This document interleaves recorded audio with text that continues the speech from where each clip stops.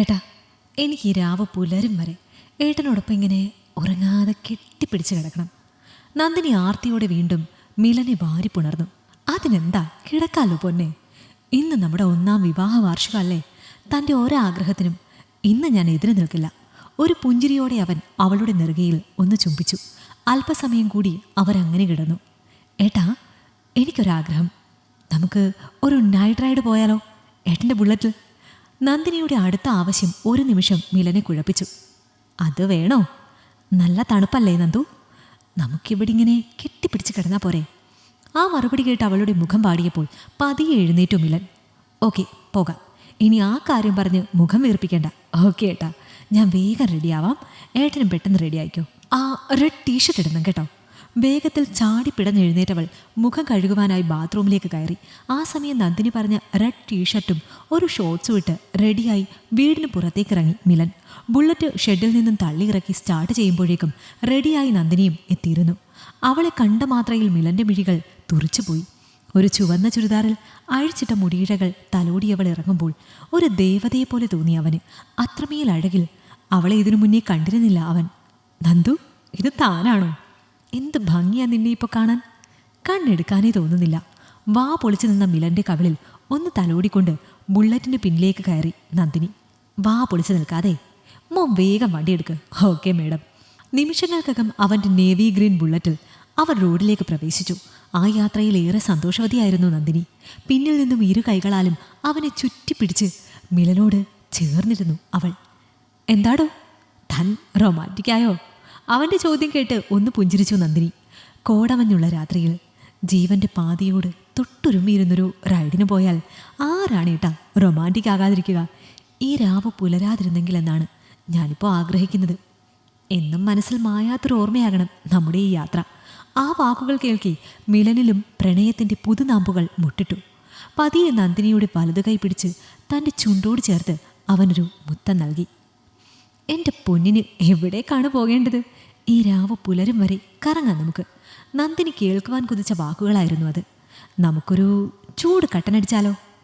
ഇതുപോലെ കോടമഞ്ഞുള്ള രാത്രിയിൽ ഏട്ടനൊപ്പം വഴിയോരത്തുള്ള കുഞ്ഞു കടയിൽ നിന്ന് നല്ല ആവി പറക്കുന്നൊരു കട്ടൻ കാപ്പി കുടിക്കുന്നത് എത്ര സ്വപ്നം കണ്ടതാന്ന് അറിയോ ഞാൻ. ഇന്ന് ആഗ്രഹം സാധിക്കണം. അതിനെന്താ, നിന്റെ എല്ലാ ആഗ്രഹങ്ങളും എന്നോട് പറഞ്ഞു. അതെല്ലാം ഞാൻ സാധിച്ചു തരും. മിലൻ്റെ വാക്കുകൾ കേട്ട് വീണ്ടും അവൻ്റെ ചുമരിലേക്ക് ചാഞ്ഞു നന്ദിനി. ആഗ്രഹപ്രകാരം റോഡ് വക്കിലെ കുഞ്ഞു തട്ടുകടയിൽ മിലനോട് ചേർന്നിരുന്ന് ആവി പറക്കുന്ന ചൂട് കട്ടൻ കുടിച്ചു അവൾ. ഇനി എവിടേക്കാണ് താൻ പറയ്? ആ ചോദ്യം അവളെ ഒരു നിമിഷം നിശബ്ദയാക്കി. നമുക്ക് മൊട്ടമലയുടെ മുകളിലേക്ക് പോകാം. ഈ സമയം അവിടെ ആരും ഉണ്ടാകില്ല, നമ്മൾ മാത്രം.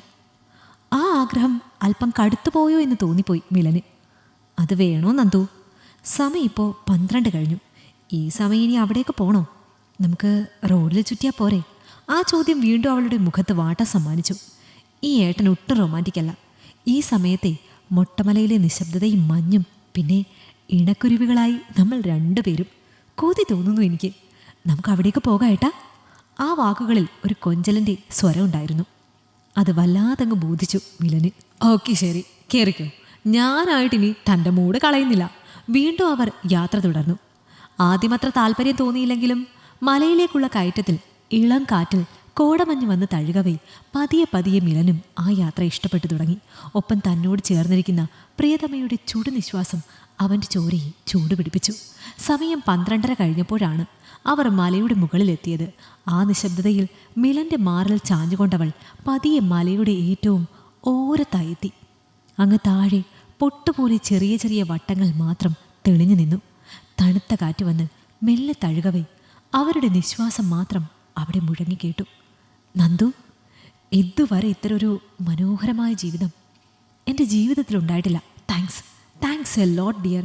പതിയെ അവളുടെ മുഖം കൈക്കുമ്പിളിൽ കോരിയെടുത്ത് നാണത്താൽ കൂമ്പിയടഞ്ഞ് ആ മിഴികളിൽ ഒരു മുത്തം നൽകി മിലൻ. പതിയെ പതിയെ ആ അധരങ്ങളിലും അവൻ്റെ ചുണ്ടുകൾ അമർന്നു. ഒരു നിമിഷം സ്വയം മറന്ന് പരസ്പരം വാരിപ്പുണർന്നു രണ്ടാളും. കല്യാണത്തിന് മുന്നേ വരെ എന്തെല്ലാം വാഗ്ദാനങ്ങളായിരുന്നു. എന്നും ഒരുമിച്ച് ബീച്ചിലേക്ക് യാത്ര, പിന്നെ നൈറ്റ് റൈഡ്, വഴിയിൽ ഐസ്ക്രീം. എന്നിട്ട് 1 വർഷം തികയുമ്പോൾ ഇന്ന് ആദ്യമായാണ് ഏട്ടൻ എന്നെ രാത്രി പുറത്ത് കൊണ്ടുവരുന്നത്. ആ വാക്കുകളിലെ പരിഭവം വേദനയോടെ തൊട്ടറിഞ്ഞു മിലൻ. സോറി പൊന്നെ, നിനക്കറിയാവുന്നതല്ലേ, ഓഫീസ് ജോലിയുടെ സ്ട്രെസ്സിൽ പലപ്പോഴും തളർന്ന അവശനായാണ് ഞാൻ വീട്ടിൽ വന്ന് കയറുന്നത് തന്നെ. പല ദിവസങ്ങളിലും പാതിരാത്രി വരെ ഓവർ ടൈം കൂടി ചെയ്യുന്നുണ്ട്. ഇതിനിടയ്ക്ക് എവിടുന്നാ കറങ്ങാൻ സമയം? എൻ്റെ പൊന്ന്, എന്നോട് ക്ഷമിക്ക്. ആ വാക്കുകൾ കേട്ട് പതിയെ മിലനിൽ നിന്നും അടർന്നു മാറി നന്ദിനി. ഓവർ ടൈം പല രാത്രികളിലും ഈ കുന്നിൻ മുകളിലായിരുന്നില്ലേ ഏട്ടൻ്റെ ഓവർ ടൈം ജോലികൾ? അതും അവൾക്കൊപ്പം. അപ്രതീക്ഷിതമായ ആ ചോദ്യം മിലനിൽ ഒരു നടുക്കം സൃഷ്ടിക്കുന്നത് നോക്കി നിന്നു അവൾ. നന്ദു, എന്താ നീ പറയുന്നേ? ഈ മലയുടെ മുകളിലോ? ഇവിടെ എനിക്കെന്ത് പണി? അവൻ്റെ വാക്കുകളിലെ പതർച്ച നന്ദിനിയുടെ മുഖത്ത് പതിയെ പുഞ്ചിരി വിടർത്തി. അതാണ് ഏട്ടാ എനിക്കും അറിയാനുള്ളത്. രേവതി ചന്ദ്രനുമായി ഈ മലയുടെ മുകളിൽ പല രാത്രികളിലും എന്ത് ഓവർ ടൈം ജോലിയാണ് എൻ്റെ ഏട്ടൻ ചെയ്തിരുന്നത്. അവളുമായി തന്നെ പല ഞായറാഴ്ചകളിലും എന്ത് ഓവർ ടൈം വർക്കുകളാണ് ഏട്ടൻ ചെയ്തു തീർത്തത്. ഇത്തവണ വിറച്ചു പോയി മിലൻ. രേവതി ചന്ദ്രനോ? അതാരാ? എന്താ നന്ദു നീ പറയുന്നേ? നിനക്കെന്താ ഭ്രാന്ത് പിടിച്ചോ? ആ വാക്കുകൾ കേട്ട് അവളുടെ മുഖത്തേക്ക് രോഷഭാവം ഇരച്ചു കയറുന്നത് ഭയത്തോടെ നോക്കി നിന്നു മിലൻ. അതേടോ, ഭ്രാന്തായിരുന്നു എനിക്ക്. നീ എന്ന ഭ്രാന്ത്. ഊണിലും ഉറക്കത്തിലും എല്ലാം എൻ്റെ മനസ്സിൽ നീയായിരുന്നു. ഒരുപാട് സ്വപ്നങ്ങളുമായി നിന്റെ ജീവിതത്തിലേക്ക് കാലെടുത്ത് വെച്ച എന്നെ അടുക്കള ചുവരുകൾക്കുള്ളിൽ ബന്ധിച്ചപ്പോഴും സ്നേഹിച്ചിട്ടേ ഉള്ളൂ. നീ കെട്ടിയ താലിയായിരുന്നു എനിക്ക് ഈ ലോകത്ത് ഏറ്റവും വിലയേറിയത്. എന്നെക്കാളേറെ നിന്നെ ഞാൻ സ്നേഹിച്ചു. ആ എന്നെ ചതിക്കുവാൻ എങ്ങനെ മനസ്സ് വന്നിട്ടോ നിനക്ക്? അലറി വിളിച്ചുകൊണ്ടവൾ തൻ്റെ ഷർട്ടിൽ പിടുത്തമിടുമ്പോൾ മറുപടിയില്ലാതെ കുഴഞ്ഞു മിലൻ. എന്താ നന്ദു, എന്താ നീ പറയുന്നേ? ഇനി എന്നെ പൊട്ടിയാക്കാണോ? തൻ്റെ ഫോണിൽ കണ്ടടോ ഞാൻ എല്ലാം. ക്ലയൻ്റ് എന്ന പേരിൽ നീ അവളുടെ നമ്പർ സേവ് ചെയ്തപ്പോൾ പലപ്പോഴും കോള് വരുമ്പോഴും ഈ ഞാൻ തന്നെയല്ലേ ഫോൺ എടുത്ത് നിനക്ക് തന്നിരുന്നത്. ഒടുവിലൊരു ദിവസം ഫോൺ ലോക്കാക്കാൻ മറന്ന് നീ കുളിക്കുവാൻ കയറിയപ്പോൾ യാദൃശികമായി ആ വാട്സപ്പ് ചാറ്റ് നോക്കിയതാണ് ഞാൻ. അതിൽ കണ്ട മെസ്സേജ്, ഫോട്ടോസ്.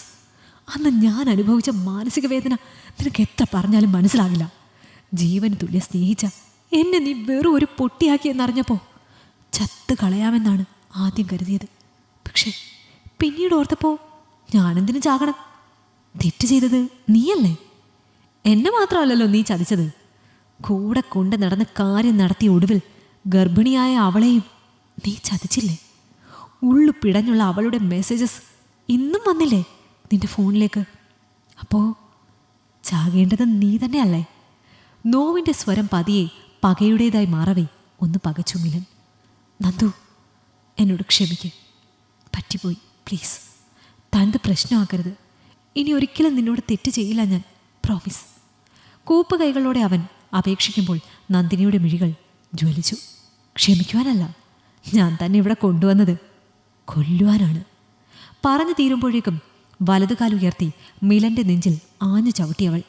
പിന്നിലേക്ക് ആഞ്ഞുപോയ അവൻ കാലിടറി മലയുടെ മുകളിൽ നിന്നും താഴേക്ക് ഉരുണ്ടുപോകവേ പകയോടെ നോക്കി നിന്നു നന്ദിനി. ഒടുവിൽ ഏറ്റവും ഓരത്തായുള്ള ഒരു ചെറിയ കുറ്റിച്ചെടിയിൽ മുറുകെ പിടിച്ചവൻ താഴേക്ക് തൂങ്ങിയാടവേ പതിയെ അരികിലേക്ക് നടന്നു ചെന്നു അവൾ. നന്ദു, എന്നെ രക്ഷിക്ക് പ്ലീസ്. മിലൻ്റെ വിറയാർന്ന ശബ്ദം അവൾക്ക് ഹരമായി. ഞാനിപ്പോൾ പോകുന്നത് പോലീസ് സ്റ്റേഷനിലേക്കാണ്. കീഴടങ്ങുവാനല്ല, വിവാഹ വാർഷികം ആഘോഷിക്കാനെത്തവേ കാൽ വഴുതി കൊക്കയിലേക്ക് വീണുപോയ സ്നേഹനിധിയായ ഭർത്താവിനെ രക്ഷിക്കണമെന്ന് കെഞ്ചാൻ. നമ്മുടെ സ്നേഹത്തിന് ആ പാവൻ ചായക്കടക്കാരനും സാക്ഷിയല്ലേ? അപ്പോൾ സംശയം എന്നിലേക്ക് നീളില്ല. മരണവിപ്രാളത്തിൽ പിടയുന്ന മിലന് അവളുടെ ആ വാക്കുകൾ വലിയ നടുക്കമായി. നന്ദു പ്ലീസ്, എന്നെ രക്ഷിക്ക്. പറ്റിയ തെറ്റുകൾ ഏറ്റു പറഞ്ഞ് എന്ത് ശിക്ഷയും സ്വീകരിച്ചോളാം ഞാൻ. പ്ലീസ് എന്നെ രക്ഷിക്ക്. ആ വാക്കുകൾ അവളുടെ കാതുകളിൽ പതിച്ചില്ല. വല്ലാത്തൊരു ഉന്മാദാവസ്ഥയിലായിരുന്നു അവളപ്പോൾ. നോക്കുമില്ല, ഞാൻ എങ്ങനെയാ പോലീസ് സ്റ്റേഷനിൽ പോകുന്നതെന്നറിയോ നിനക്ക്? നിന്റെ ബുള്ളറ്റിൽ ഞാൻ ഓടിച്ചോണ്ട്.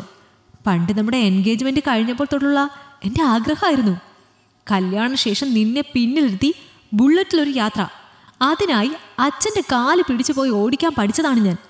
പക്ഷെ എൻ്റെ ഓരോ ആഗ്രഹങ്ങളും നീ കണ്ടില്ല, കാണാൻ ശ്രമിച്ചില്ല. നിന്റെ കാഴ്ചകൾ മറ്റുള്ളവരിലേക്കായിരുന്നു. പൊട്ടിക്കരഞ്ഞുകൊണ്ടവൾ പതിയെ അവന് നേരെ നോക്കി. പതിയെ പതിയെ ആ മിഴികളിൽ വീണ്ടും അഗ്നി പടർന്നു. ചെമ്പട്ടണിഞ്ഞ് പാറിപ്പറന്ന കേശഭാരവുമായി രൗദ്രഭാവത്തിൽ നിൽക്കുന്ന ഭദ്രകാളിയായാണ് ആ നിമിഷം നന്ദിനിയെ മിലൻ കണ്ടത്. കൂടുതൽ സമയം പിടിച്ചു നിൽക്കുവാൻ കഴിഞ്ഞില്ല അവന്. ഒരു നിലവിളിയോടെ അവൻ അഗാധമായ കൊക്കയിലേക്ക് മറയവേ നിശ്ചലമായി നോക്കി നിന്നു നന്ദിനി. നിറമിഴികൾ തുടച്ചുകൊണ്ട് തിരികെ ബുള്ളറ്റിനരികിലേക്ക് നടന്നു അവൾ. ആ ബുള്ളറ്റ് ഇനി അവൾക്ക് സ്വന്തം. അടുക്കള ചുവരുകൾക്കുള്ളിൽ നിന്നും പുറം ലോകത്തേക്ക് അവൾ ഇനി പാറി പറക്കുവാൻ ആഗ്രഹിക്കുന്നത് ആ ബുള്ളറ്റിലാണ്.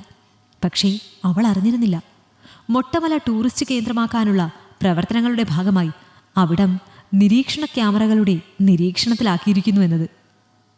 ഈ കഥ നിങ്ങൾക്കിഷ്ടമായെങ്കിൽ ലൈക്ക് ചെയ്യൂ.